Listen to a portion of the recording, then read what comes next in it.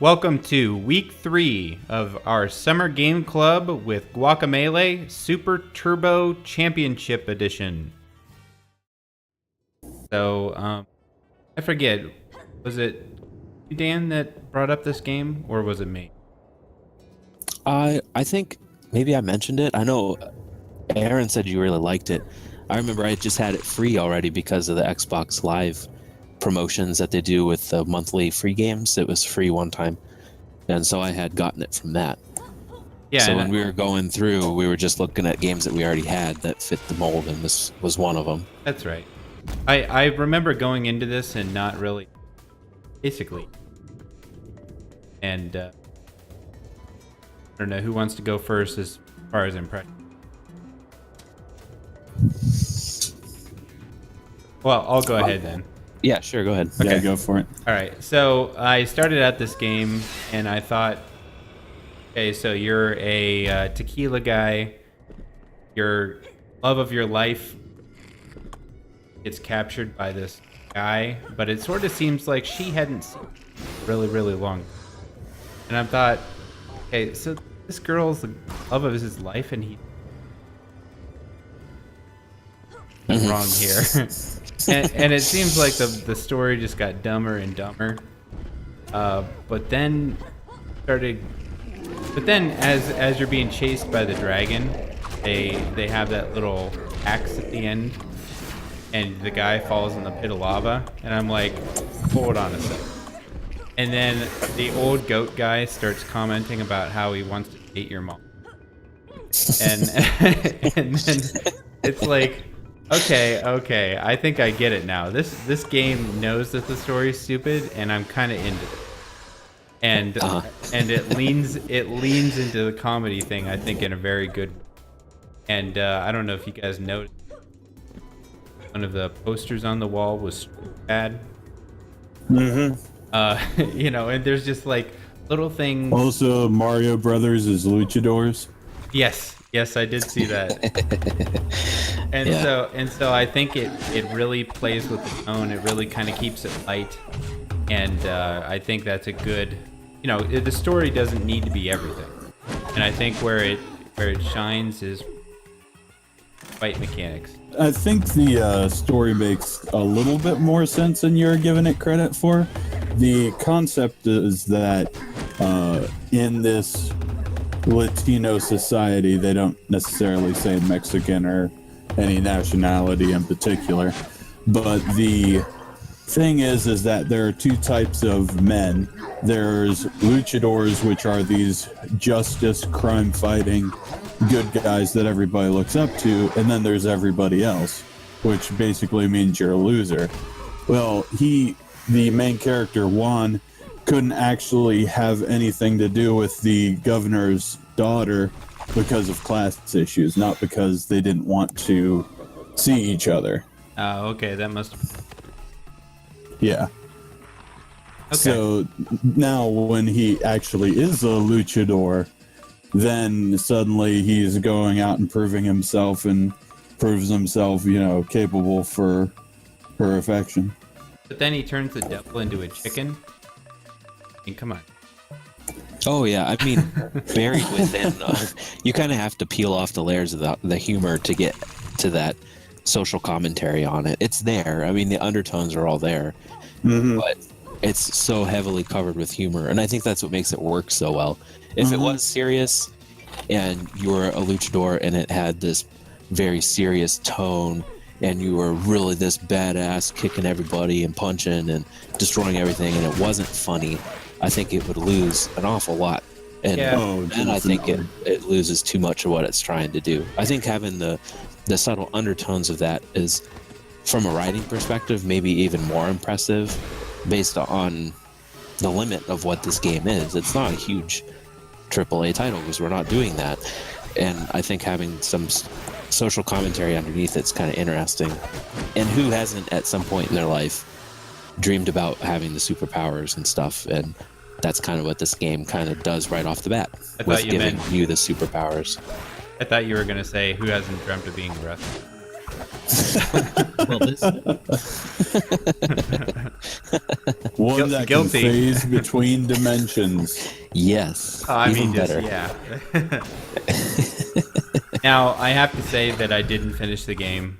I played about 6 hours of it, which is about how long to beat said put into it. I just couldn't get past okay, these guys, you need to hit a bunch. They can't be phased. Okay, well now these guys have shields. And they're all now different colors of shields. And now they have all different colors of shields, and they phase in between. They can hurt you. It was too... I think that's definitely a get scrub moment, rather than... I didn't want it. Mm-hmm. It may be a testament to trying to beat this game in a week. It's pretty frustrating. If it was, I found myself while I was playing comparing it a lot to Mega Man X and just the way it controlled, and I thought there was a lot of really tight controls to it, and it was great. But the fact that you are a melee character made a lot of the encounters much more difficult than if you had some kind of a blaster device like a Mega Man game. I think that would definitely have made it easier and less frustrating. But at the same time, I think it's just a game where if you were trying to rush it, it would be more frustrating than anything. Well, yeah, I mean, any Metroidvania that you try and rush, you're gonna end up paying for it. You know what I mean? Well, it was less a thing of I wanted to rush it, or like, well, Iron Banner's going. Weighing it against the other games that you Yeah, want to so play. so maybe I played a little bit more of that than. I totally forgot Iron Banner was last week. Dang it. I would have totally done that. I had a little different approach to it because I had it last summer, and I played it, and my wife played it with me last summer. We didn't play at the same time because we didn't both have controllers, but we would switch off and on and both play the game off and on a little bit. I didn't beat it then, and so I came back to it this week, and it only took me maybe 3 hours of play to finally beat the game then, because I was pretty close to the end as it was. Mm-hmm. And I found it not frustrating, probably from that perspective. I was not trying to get it beat for this podcast today. And so it was just like revisiting an old game, like, oh yeah, I remember kind of why I really like this game. The controls are really good. The puzzles are challenging, but not impossible, which I thought was really a nice aspect of them. Limiting your stamina and how many times you can do certain jumps and things. Yet, if you stop and really just look at what you're doing, it's really not too hard to figure anything out. It'll just take you a little bit of time. Yeah, And I to agree. I agree. The puzzles are good. The level design is actually. I can't really.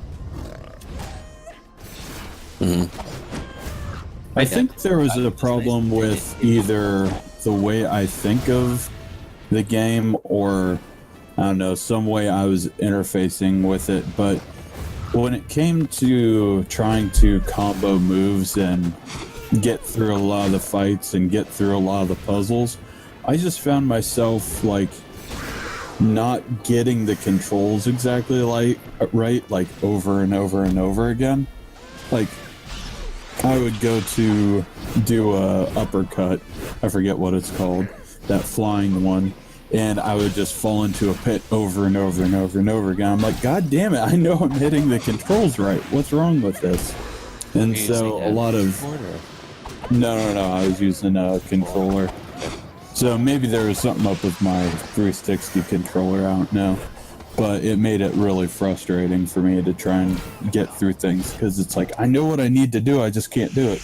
Yeah, I would find myself somewhat the opposite, actually. I more often than not would do the uppercut if I wanted to do the blue dash move.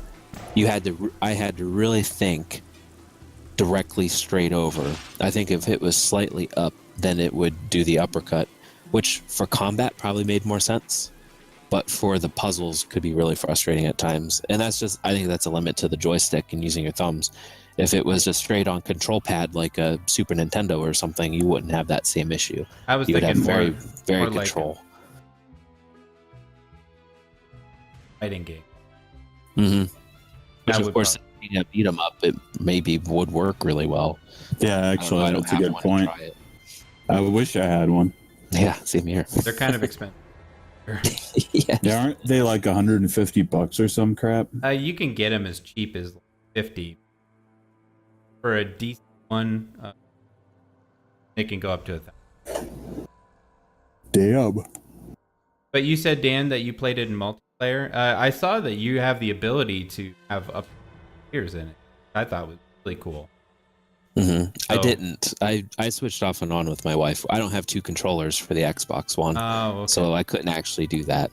Yeah, I saw that you could, and I really wanted to try it, and I would have if I could have used another controller, but I just didn't have it, so couldn't. Yeah, you know that girl that shows up every once in a while to talk to you, that Tostada?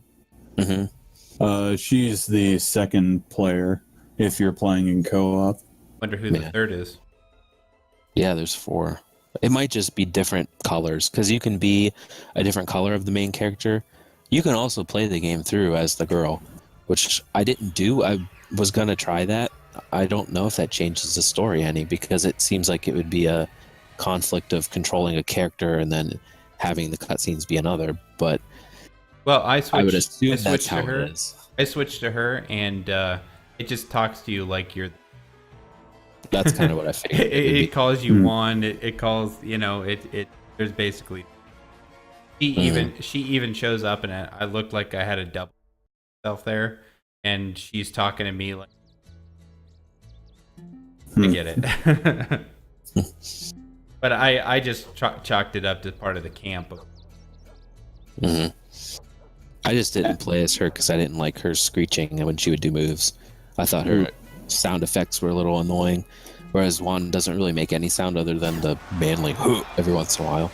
Oh. She would kind of have more annoying sounds, in my opinion. I'm Well, sure I other didn't like the wouldn't mind, music. but- I don't like the music very much. That might be.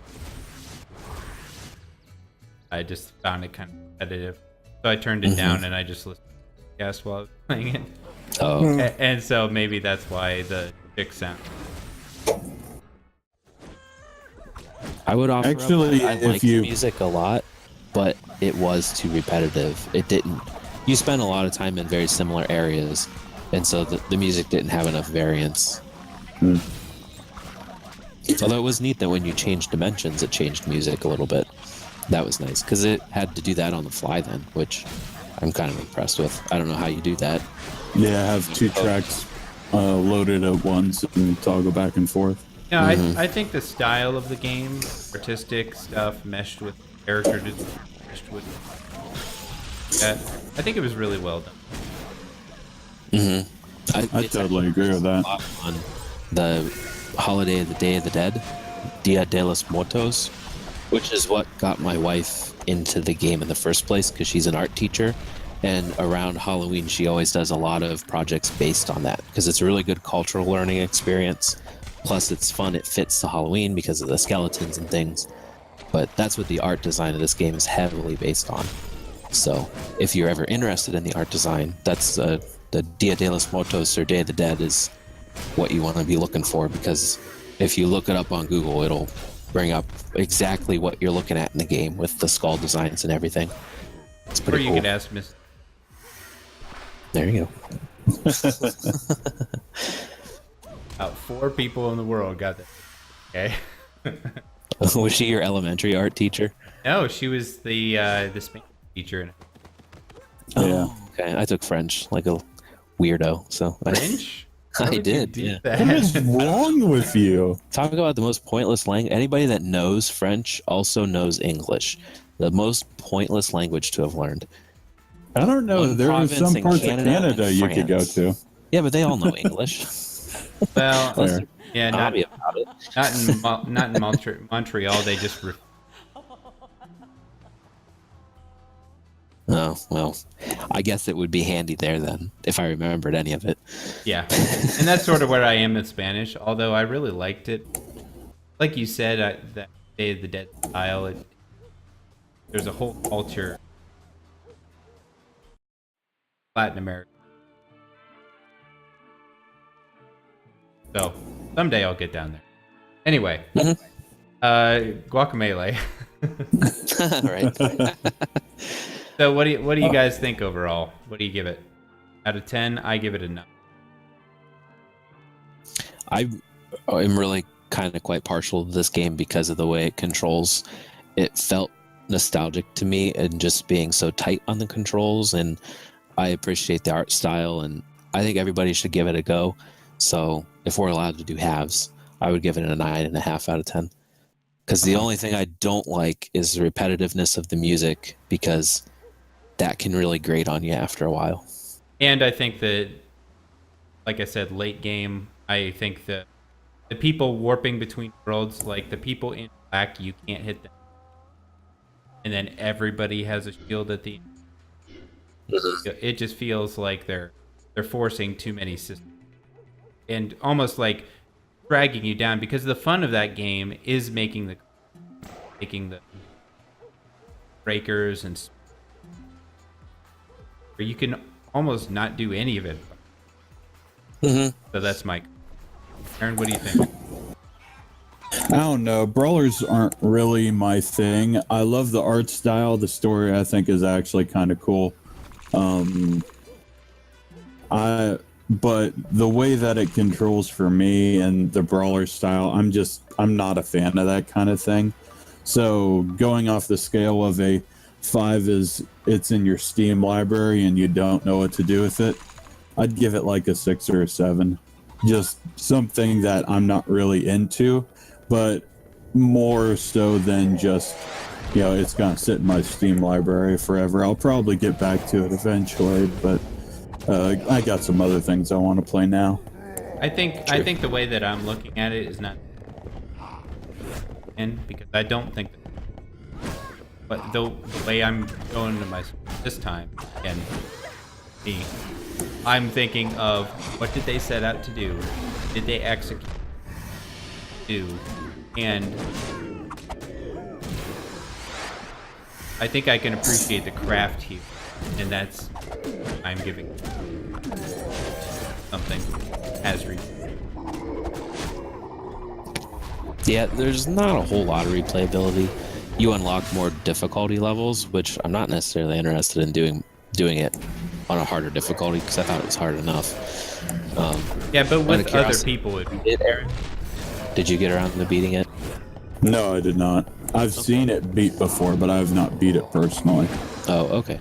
Well, I really enjoyed figuring out the final boss fights, and it might be, David, it might be worth even just watching that, just to see, because it is very reminiscent, the Metroidvania thing. It works really well with the boss fights there, and you might have more fun because it's not so much of the little guys that you have to beat all the time in the boss fights. I did really enjoy the boss, even the last one. Well, I beat the tiger, but the one before that, the headed. I thought that was, but it was an interesting fight. They weren't just throwing it at you. Same mechanics of they seem to make it fresh, and I can appreciate it. Okay, so pretty good marks overall. Next week we have Faster Than Light. I think it'll be a tough ramp up. I've had the game for about 2 years. I've started it, and I haven't even gotten through it. Oh boy! It's just like, okay. Well, there isn't any intro per se. But... Well, this guy's like, okay, put out this fire, and I'm like, so. Yeah, you're gonna have a rough time. Yeah, I think I am. But I will give it a shot. Dan, have you played any of it? Nope, I haven't played it yet at all. Okay, well, thanks everybody for tuning in, and join us next week.